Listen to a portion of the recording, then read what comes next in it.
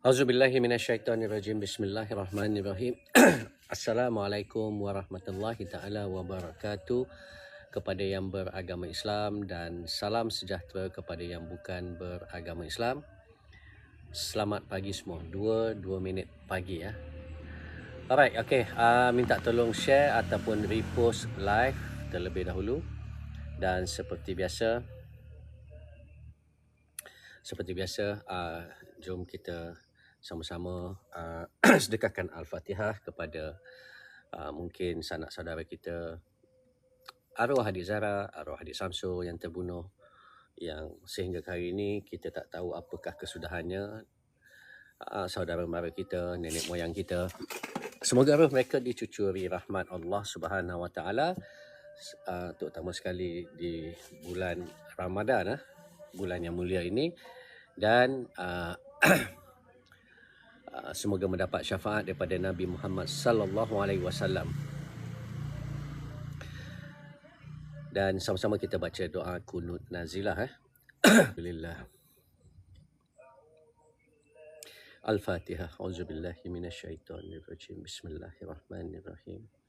Alhamdulillahi rabbil alamin arrahmanirrahim maliki yaumiddin iyyaka na'budu wa iyyaka nasta'in ihdinas siratal mustaqim siratal ladzina an'amta 'alaihim ghairil maghdubi 'alaihim waladdallin amin. Auzubillahi minasyaitonirrajim. Bismillahirrahmanirrahim. Allahumma inna naj'aluka fi nuhuri a'daina wa na'udzubika min syururihim. Allahumma baddid syamlahu wa farriq jam'ahu wa syattid kalimatahu wa zalzil aqdamahu wa sallit alaihim kalba min kilabik ya Qaha ya Jabbar ya Muntakim. Ya Allah, ya Allah, ya Allah. Allahumma ya munzilal kitab ya mujriyas sahab ya hazimal ahzab ihzimhum wanshurna alaihim wa sallallahu ala sayyidina Muhammadin nabiyyi ummiyi wa ala alihi wa sahbihi wa sallam walhamdulillahi rabbil alamin.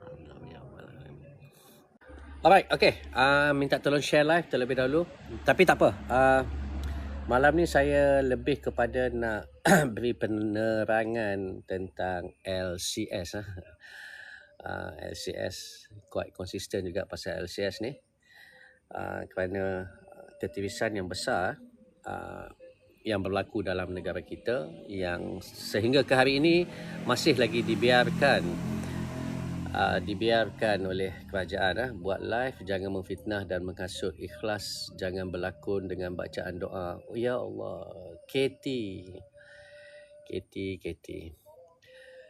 Dia macam ni lah KT ya. Kalau saya pun tak tahu apa masalah kamu sebenarnya. Kalau saya fitnah, okey, kamu samalah saya. Okey. Kalau saya fitnah, kamu samalah saya. Dan ikhlas, jangan berlakon dengan bacaan doa. Kita orang Islam ni, bukan saja kita nak lakukan apa-apa, kita nak masuk tandas, keluar tandas, nak buat apa sahaja pun, kita perlu berdoa. Ini masalah kepada yang terlalu taksub. Dan sebab itu saya kata, kalau saya melakukan fitnah, samalah saya. Okay, dah 3 tahun saya buat live. Apa yang saya bagi penerangan adalah bersandarkan fakta-fakta yang ada di dalam media massa, media arus perdana dan isu-isu semasa. Jadi KT kalau terlalu taksub kerana saya mengkritik pemimpin anda,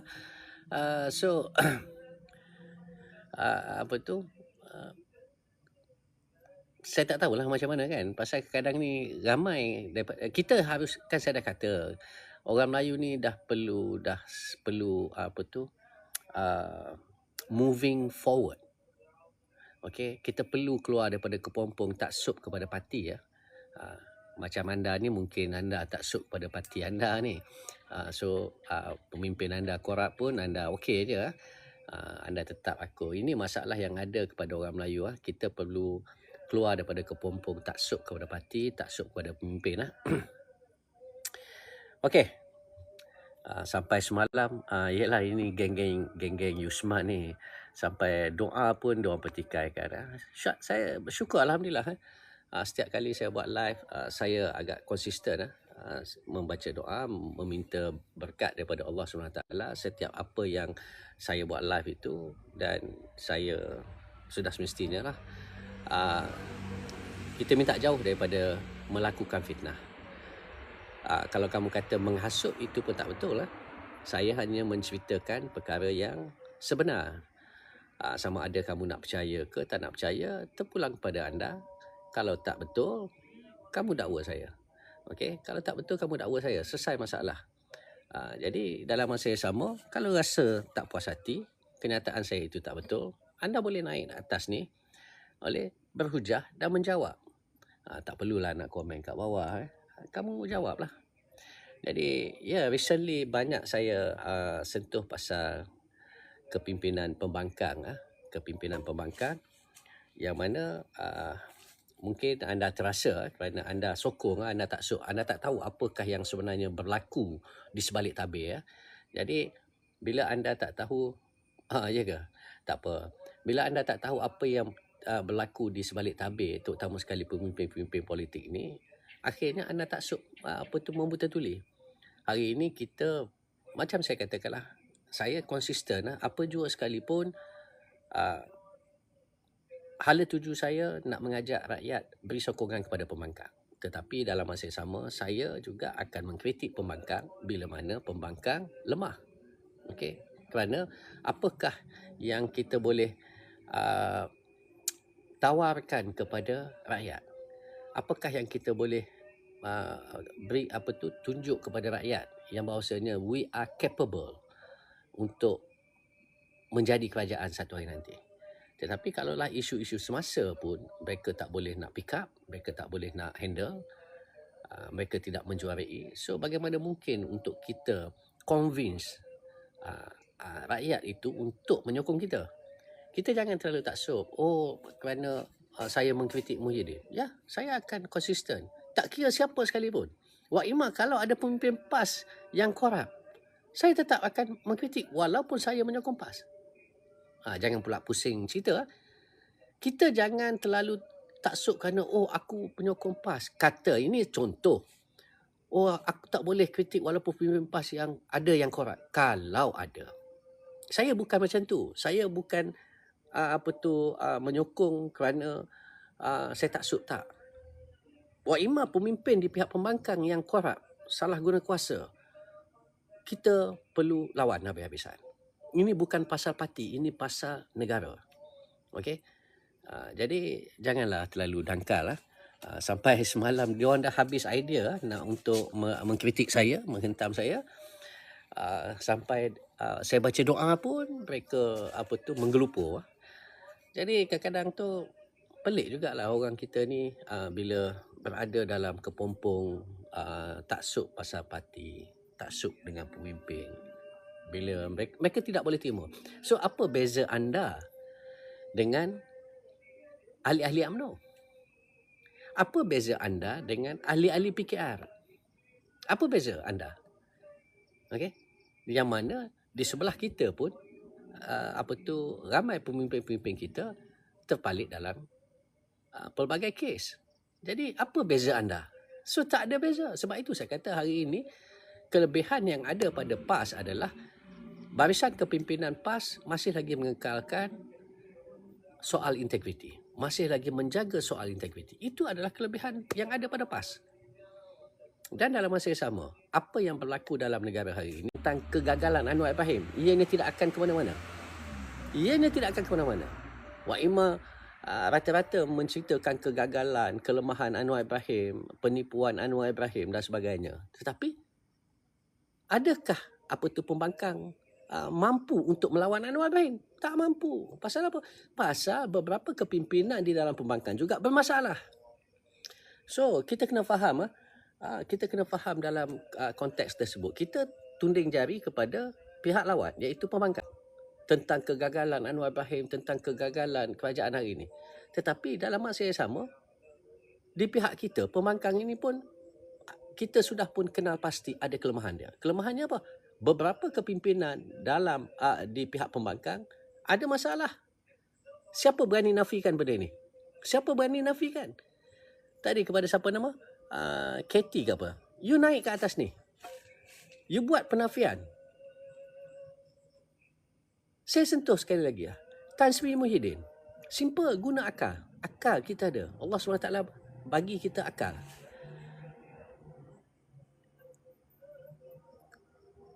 Bulan ini, saya tak ingat 22 ke 29 hari bulan. Muhyiddin Yassin akan memulakan perbicaraan kes jana wibawa dia.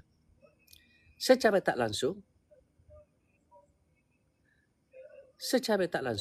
Muhyiddin Yassin juga akan berada dalam kategori kluster mahkamah. So, adakah anda dual standard? Double standard lah, okay? Dual standard ni ataupun double standard. Kalau dulu kita menolak, orang Melayu ini menolak UMNO itu kerana beberapa kepimpinan dalam UMNO korup, terutama sekali Zahid Hamidi. Muhyiddin Yassin juga tidak memberi laluan kepada Zahid Hamidi. Okey, kita kena ingat tidak memberi laluan kepada Zahid Hamidi berada di dalam kabinet kerajaan Tebuk Atak atas alasan apa? Siapa ingat?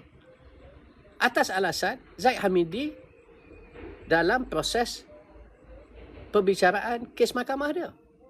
Ketika itu prima facie tak keluar lagi. Nampak?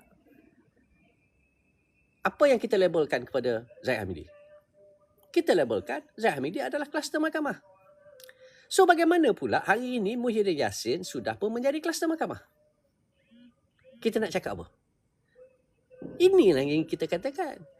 Kadang-kadang kebodohan kita ni seolah-olah kita tidak menggunakan akal yang ada pada kita. Kalau kita menentang UMNO bukan kerana kita benci kepada UMNO, tetapi kita benci ataupun kita nak lawan perasuah salah guna kuasa yang dilakukan oleh Zahid Hamidi terutama sekali. Dan ramai lagi kepimpinan yang lain. Cuma fail tak timbul je. Dan Muhyiddin Yassin juga menafikan untuk Zahid Hamidi berada dalam kabinet kerajaan Tebuk Atak ketika itu atas alasan Zahid Hamidi kluster mahkamah. So, bagaimana pula hari ini Muhyiddin Yassin bakal dalam bulan ini melalui proses perbicaraan juga. Bila dia sudah pun akan dibicarakan di dalam mahkamah dalam kes jana wibawa, that means secara tak langsung dia jadi kluster mahkamah. So, kalau sebelah kita jadi kluster mahkamah tak apa, kita kena jilat. Itu bodoh nama dia. Inilah yang ada daripada segelintir yang masih lagi marah kepada saya. Ada dalam room saya tadi saya dengar lah.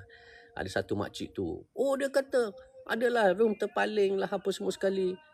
Apa yang bongok sangat? Oh, dia marah. Saya tahu dia tujukan kepada saya. Adalah room tu, salah seorang tu yang jadi host tu pernah lah jadi panelis saya dulu. Kamu ceritalah pasal kegagalan Anwar Ibrahim. Tak payah ceritalah pasal kelemahan pemanggang. Ini adalah manusia-manusia yang tak berapa nak sedih. Makcik-makcik. Ada satu lagi tu, makcik tu dia naik-naik dalam live tu. Dia tak tahu apa yang dia nak cakap. Nak bercakap pasal politik, tapi kamu tak tahu apa yang sedang berlaku dalam politik. Ada satu lagi best juga. Dicelah oleh seorang makcik jugalah. Saya pun tak tengok nama dia. Oh, sekarang sudah ada Presiden Perikatan Nasional yang baru. Bila masa Perikatan Nasional menggunakan jawatan Presiden? Ini dia orang tak tahu hujung pangkal, dia tak tahu nak bercakap pasal politik. Perikatan Nasional adalah coalition ataupun gabungan parti-parti politik. Parti-parti politik yang akan menggunakan jawatan sebagai presiden. Dalam Perikatan Nasional, kita tak panggil presiden, kita panggil pengerusi Perikatan Nasional ataupun chairman lah kalau bahasa orang putih. Jadi dia orang ini confuse. Waalaikumsalam warahmatullahi taala wabarakatuh. Ayah Z. Ya. Jadi ini masalah dia. Sebenarnya sebab itulah kadang-kadang tu kita bercakap orang nak bercakap pasal politik, kita pun nak bercakap pasal politik. Saya pun bukannya orang politik, tetapi ialah sudah semestinya kita melalui proses pembacaan, kita tahu landscape politik itu sendiri ya. Jadi berbalik kepada makcik tu, nama apalah, malas nak sebut nama dia, geli ya. Oh, dia kata adalah room yang terpaling tu duduk hentam apa tu Perikatan Nasional. Kami tak hentam Perikatan Nasional. Kami menghentam pemimpin-pemimpin yang melemahkan Perikatan Nasional. Kena faham. Kami mengkritik beberapa kepimpinan di pihak pembangkang, iaitu di dalam kepimpinan dalam Perikatan Nasional itu, yang bermasalah. Straight to the point, Mahyadin Yassin. Straight to the point, Azmin Ali. Straight to the point, siapa lagi? Peja, Razijidin. Ini adalah pemimpin-pemimpin yang bermasalah, yang ada lagi saki baki di dalam Parti Bersatu. Kerana kamu mungkin ahli Bersatu, kamu tak tahu apakah yang sedang berlaku. Last kali kamu marah kepada saya. Cuba pergi tanya orang politik, siapa berani naik ke atas ni? Ramai saya jumpa dengan pemimpin PAS, saya jumpa bukannya kelas yang kata 26 tahun dalam PAS, 30 tahun dalam PAS, tak. Ini peringkat kepimpinan. Malah mereka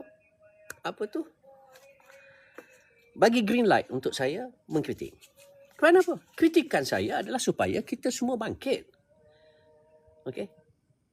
Kita semua bangkit. Kita nakkan kemenangan pada PRU16. Musuh nyata kita adalah DAP.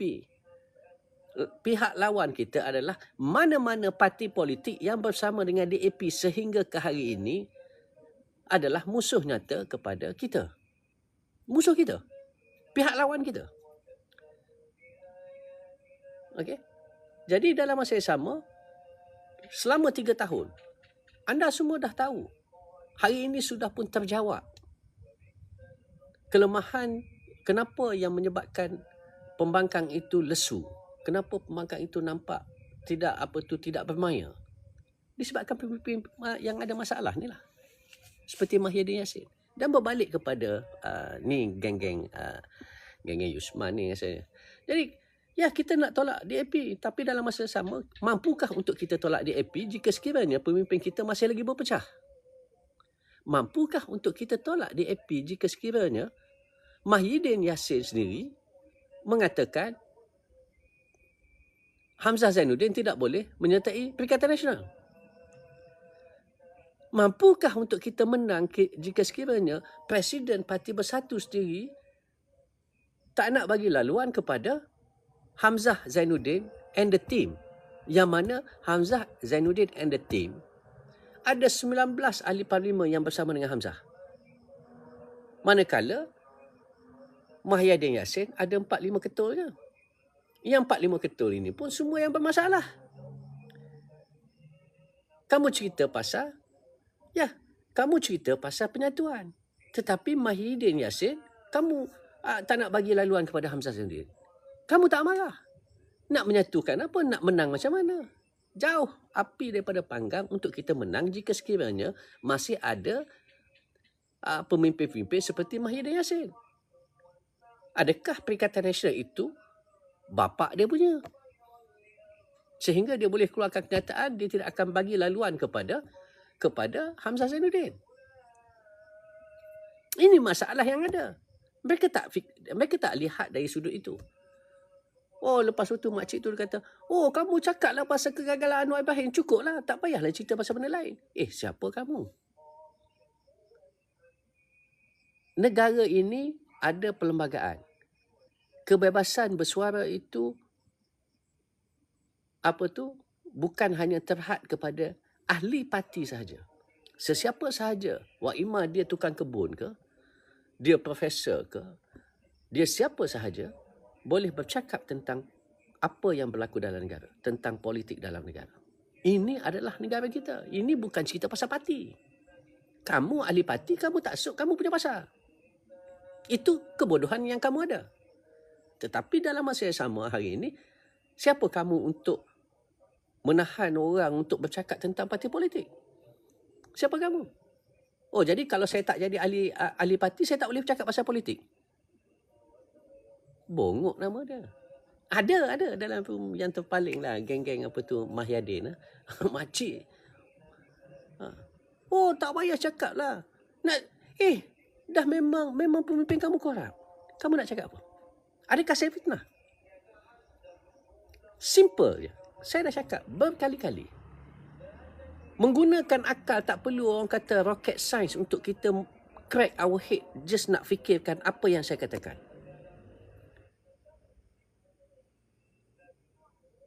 Dulu saya cuba backup benda ni. Okay?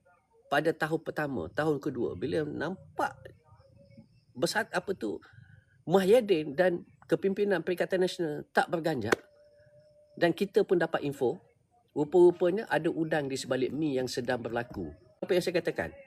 Buat penafian, minta Azmin Ali buat penafian apa yang Rafizi Ramli katakan Azmin Ali kerap berjumpa dengan Anwar Ibrahim. Buat penafian. Azmin Ali tak akan berani buat penafian. Akan ada orang membuktikannya. Ini masalah juga kepada Muhyiddin. Bila Azmin Ali bertemu dengan Anwar Ibrahim, kamu okey. Bila Hamzah Zainuddin berjumpa dengan Zaid Hamidi, tak boleh. Jadi janganlah jadi bodoh, okey? Jangan jadi bodoh. Kalau kita kata ayat bodoh kan marah. Saya bukannya gemar untuk menggunakan ayat-ayat bodoh. Saya sering menggunakan kurang cerdik lah. Jadi